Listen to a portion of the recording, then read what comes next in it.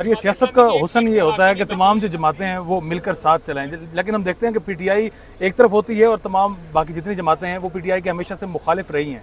तो आपने भी कोई इस तरह से आगे बात नहीं बढ़ाई पीटीआई में कि अब बैठने का वक्त आ चुका है? देखिए, पीटीआई बिल्कुल मेरी नज़र में बैठेगी और बैठना भी चाहिए जहाँ तक जमहूरियत को मजबूत करने के लिए कोई मुज़ाकरात होंगे। लेकिन हम कोई गवर्नमेंट में हिस्सा लेने के लिए बैठने को तैयार नहीं थे। ये इमरान खान साहब ने कल मुझे खुद कहा है और मैंने इसीलिए आके अनाउंस किया था। लेकिन उन्होंने ये नहीं कहा कि आप बाकी जो अगर कोई अच्छी चीज़ हो रही हो तो उसमें कोई बातचीत ना करें। तो पार्लियामेंट्री डेमोक्रेसी में हम यकीन रखते हैं और हम जो लोग आए हैं अच्छा मैंडेट लेके, अगर करेक्ट मैंडेट लेके जो आए हैं उनके साथ तो बात करने में हमें कोई मसला नहीं है। हम अपना जो लोग हैं जिनके साथ ज़्यादती हुई है, हमारे जो कैंडिडेट्स जिनको हराया गया है ज़बरदस्ती, हम चाहेंगे कि उनके साथ इंसाफ हो और उनकी सीटों पे जो आए हैं वो अपनी सीटें छोड़ें। ये भी हम हमारा एक डिमांड और उस डिमांड के पर हम कायम रहेंगे। लेकिन उसके साथ साथ ये नहीं है कि हम पार्लियामेंट में हिस्सा नहीं लेंगे, हम बिल्कुल पार्लियामेंट में हिस्सा भी लेंगे। सर ये जो सारा हुआ प्रोसेस हुआ, इलेक्शन का प्रोसेस हुआ और सुप्रीम कोर्ट की इसके पीछे बैक पर खड़ी थी, इस सारे प्रोसेस को आप कैसे देखते हैं कि ये शफाफ इलेक्शंस थे और उसके बाद जो आरओज़ की कहानी थी इसको थोड़ा सा आप एक्सप्लेन कीजिए? देखें, ये शफाफ इलेक्शन पहले भी नहीं थे, इलेक्शन से पहले और इलेक्शन के पोलिंग जब मेरा ख्याल है 12 बजे तक हो रही थी उसके बाद भी वो इलेक्शन फेयर नहीं थे और अब जो हो रहा है ये भी फेयरनेस नहीं है।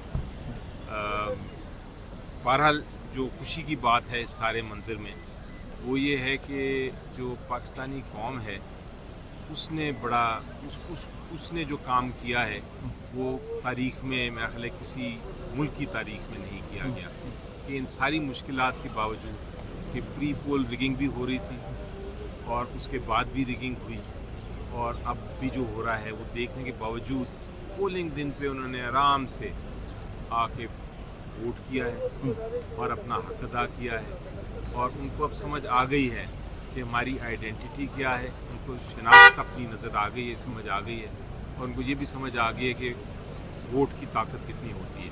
पीटीआई को कितनी सीटों पर इस वक्त एतराज़ है कि इन सीटों पर उनके उम्मीदवार जीते हुए थे फॉर्म 45 के मुताबिक, लेकिन वो नहीं जीतने चाहिए थे? इस वक्त इलेक्शन कमीशन के बाहर इस वक्त हम लोग भी मौजूद हैं। देखिए, मेरा अंदाज़ा ये है कि तकरीबन कोई 50 ऐसे हलके हैं जहाँ नेशनल असेंबली की बात कर रहा हूँ मैं, 50 ऐसे हलके हैं जहाँ इशूज़ हैं और उनमें से तकरीबन कोई 70-80% ऐसे हैं जो कि बड़े जेन्युइन किस्म के मैटर्स हैं।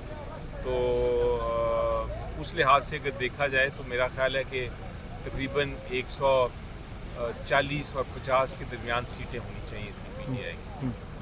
MWM के साथ इत्तेहाद भी आपका हो चुका है, तो अब भी कोई सूरत है कि आप लोग गवर्नमेंट बना सकें? कोई ऐसे मामला मखसूस कोटा भी मिलेगा? तो अब कल के बाद तो ये नहीं नज़र आ रहा कि क्या सूरत हाल होगी, लेकिन KPK में तो हुकूमत का सर्टेनिटी है तो इंशाल्लाह बनेगी। पंजाब और जो वफाक है वो भी ओपन है, वहाँ देखिए किस तरफ मामला चलता है। फ़िलहाल जो कल की न्यूज़ है, क्योंकि बाकी सारी अपोजिशन पार्टीज़ जो हैं वो एक साथ बैठने को तैयार हो गई हैं तो यकीनी तौर पे फिगर वाइज उनका ज़्यादा फिगर नज़र आता है। कितना वक्त लग सकता है? इलेक्शन कमीशन से भी आपने रजू किया, ये जो आपने 50 हल्के तकरीबन गिनवाए NA के, तो आपको लगता है कि ये कुछ ही दिनों में, चंद दिनों में इन पर फैसला आ सकता है और आप भी हुकूमत बनाने के काबिल हो सकते हैं? मुझे नहीं लगता, क्योंकि जिस तरह की आज तारीखें दी गई हैं उसमें ताख़ीर तो हो सकती है, लेकिन उम्मीद हम रखते हैं, उम्मीद से ये ज़िंदगी भी कायम है और मुल्क भी कायम है। तो वज़ीर आला के मनसब के लिए गंडापुर साहब को खान साहब ने मुंतखब किया है, तो मतलब वफादारी और बहादुरी काफ़ी इस मनसब के लिए, क्योंकि बुलदार साहब को जब खान साहब ने लगाया तो काफ़ी सारे सवालात उठाए, तो किस तरह देखते हैं इस फैसले को?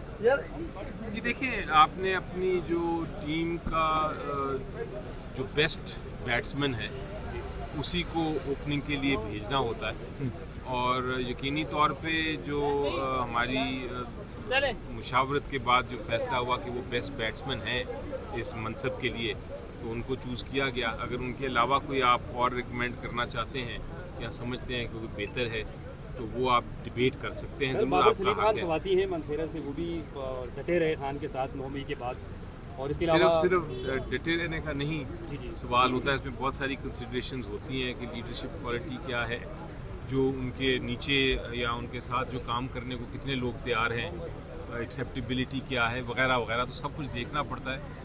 लेकिन इसको मैं हमेशा कहता हूँ कि ये तो ऐसी चीज़ है जो कि डिबेट, अच्छी बात है, आप डिबेट करें कि उसके बारे में बात करें कि नहीं इससे बेहतर ये होगा या वो होगा या ये बेहतर चॉइस नहीं है।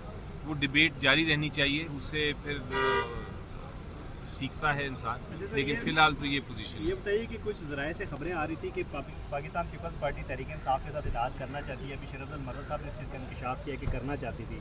दूसरी तरफ जो पीपल्स पार्टी ने नून लीग को जो प्रपोजल दिया है कि हम इत्तेहाद करेंगे तो चारों जो गवर्नर्स होंगे वो हमारे होंगे, सदर का ओहदा हमारा होगा, स्पीकर कौमी असम्बली भी हमारा होगा, चेयरमैन सेनेट के साथ साथ बलूचिस्तान की गवर्नमेंट भी हमारी होगी।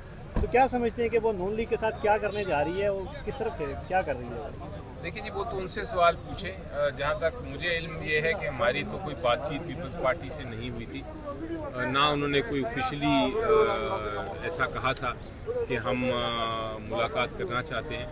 तो मरवत साहब ने पता नहीं कहाँ से ये बात कह दी, डायरेक्ट मेरे साथ जरदारी साहब आपसे मिलते हैं। फिर उनसे पूछें। लेकिन ऑफिशियली मेरा ख्याल है इसमें सवाल का पॉइंट कोई ये था ऐसी- कि जैसे अभी लोग ये भी कह रहे हैं कि पीपल्स पार्टी साफ होकर जो आईनी ओहदे हैं वो लेकर नून लीग को दोबारा आगे कर रही है। तो आप समझते हैं कि ऐसी कोई सूरत हाल हो रही है? देखिए उनकी स्ट्रेटजी क्या है या क्या नहीं वो पीपल्स पार्टी बेहतर जानती है।